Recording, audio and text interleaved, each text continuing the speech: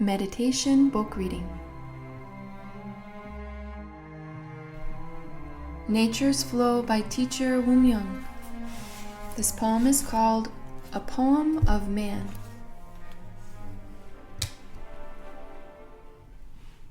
Man was created so that his mind would be one with heaven. However, he lives self-centeredly out of his own sense of superiority. Due to his superiority, he regards the gratitude of others to be towards him, and he hates those who have wronged him.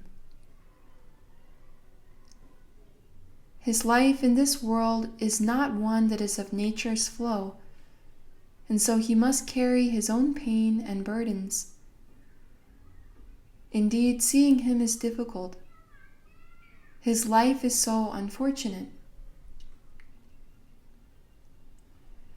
Everyone awaits tidings from heaven that are gratifying, but none have come.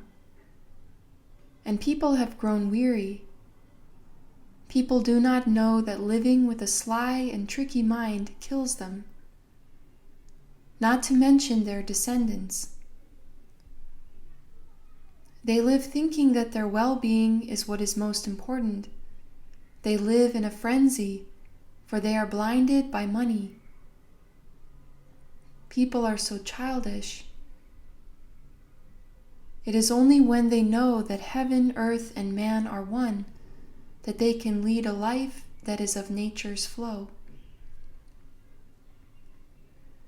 Out of their arrogance and impotence, they may shout out that they are superior, but none are superior or worth following. Heaven, earth, and man are one, but while heaven and earth know that all are one, only man dies following his body. He laughs merrily, wearing his dark mind on his sleeve, but his nervousness is plain to see.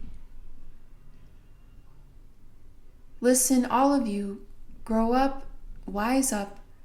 You have come to this world due to your karmic ties, but if you depart without knowing where you came from, you are sure to be deceived by your mind,